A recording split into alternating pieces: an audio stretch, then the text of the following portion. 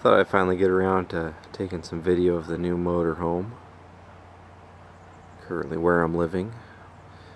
Getting it all set up the way I want to. I'll show some of the features from the outside here first. First, got a 125 watt wind turbine. Not spinning right now, there's no wind. Got an 80 watt solar panel. And I've got that mounted in a rooftop cargo basket that I've attached to the roof. That way I can lay it down when I'm driving down the road, and wherever I go I can position the solar panel to be facing the sun. I can move 360 degrees wherever I need it to go. Got the extended stay kit for propane. Got it running off an external tank right now. Save my onboard propane for when I need it on the road.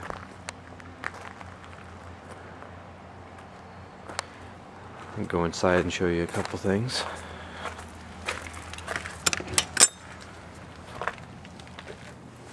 Excuse the messy dishes. I haven't washed the dishes today. Here's the control panel I've put together. Top gauge. See, the heater just came on. Is the amps I'm drawing off my shore power cord. That's read off of a coil that goes around the main wire coming into the breaker panel down here.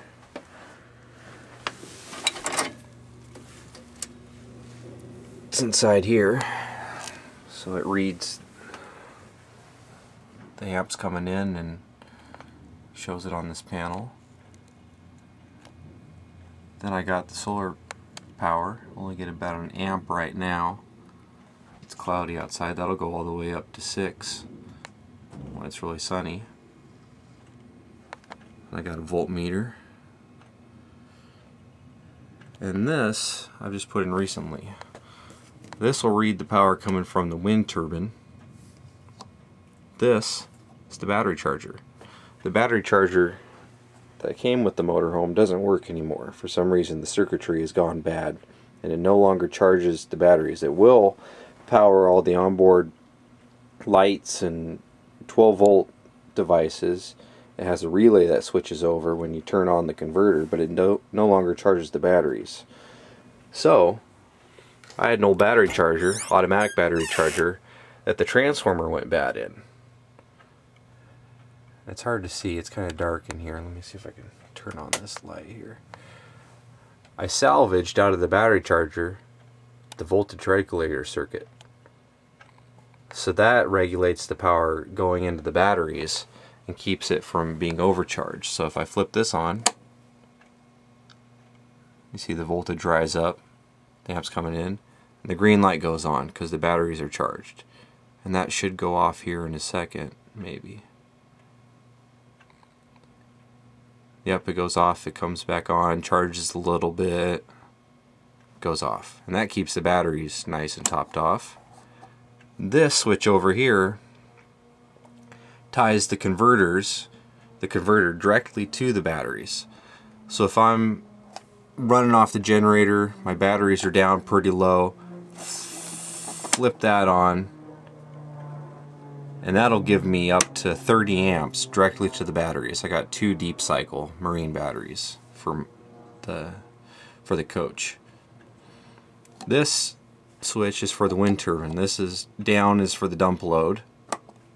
Center is off, let it freewheel, and on, up, will charge the batteries from the wind turbine. And so in here is kind of a mess of wires. I got the cheap Sunforce charge controller. It's not the best, but for $7 off Amazon you can't really beat it. Got a fuse block with fuses. This relay is connected to this switch. Since it'll draw about up to 30 amps when charging directly off the controller with no regulator circuit, I wanted it run through this relay rather than putting all that amperage through a switch. And again, that's the circuitry there I salvaged out of the battery charger that the transformer went bad in. I do have It's kind of hard to see back there in the dark. There is a 300 watt dump load for the wind turbine. Wind turbine doesn't excuse me, doesn't really need that large of a dump load because it's only 125 watts, and it doesn't quite put out that much. So I got a little light bulb I stuck over here. You know, I can see that come on and off when the wind, you know, is blowing and turning the wind turbine. And of course I got a bunch of books, stuff in there. The New Pearl Harbor, very good book, very educational, and Debunking 9/11 Debunking, another great book, a must-have for anyone. And then I got the motorhome set up just as I like it. Got the bed up there. And here's my computer workstation. Now the reel-to-reel deck, I lay on the couch when we're going down the road so it doesn't flop over and get damaged. Got my stereo receiver up in this cabinet. And I also took my son's computer so he can have a computer to play on, and I stuck it up in this cabinet.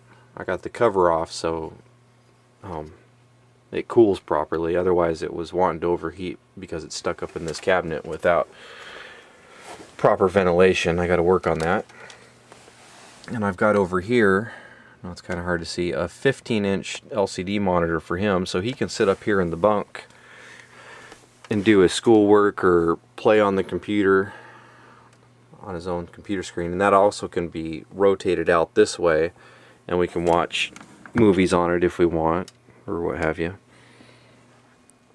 And this cord here comes from the power inverter that's mounted in one of the outside compartments, and it's controlled by this switch.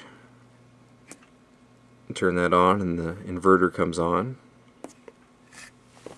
Also have a 4 kilowatt Onan generator. That's the hours I've put on it. I installed this meter when I got the motorhome because it didn't have an hour meter on it. The previous owner told me it's got about 100 hours on it from him, so you figure 140 or so hours. This switch I have connected to a relay in a box down in one of the lower compartments, and this I had hooked up that I could toggle between the generator and the inverter power instantaneously. You turn on the inverter, switch it over, turn off the generator, and be running right off the batteries, and the computer won't even blink. It won't reset, you know, it just keep on running. But that relay has gone bad or has had a problem, so I don't use that right now. I ran the extension cord into the coach part of the motorhome, and we just, you know, plug in whatever we need and do it that way. And that way too, I don't have to remember to go over here and shut off the battery charger when I turn on the inverter, because that kind of creates a loop, you know, a never-ending cycle that just drains the batteries down. And this gauge I put in down here shows what's coming in and out of the battery bank, as well as this battery cutoff switch. So if I go up here, flip on the charger, you see the meter go up a little bit. So that's kind of nice to monitor what's coming in and out of the battery bank. Just a cheap, I think it's about $10 from Harbor Freight Tools. Plus, got plenty of storage. I rigged up this switch to the door jamb, so when you open this closet, the light automatically comes on, which is nice when getting clothes out.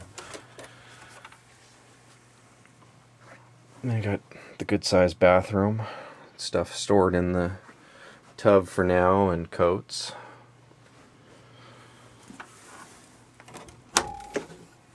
And a closet for more storage.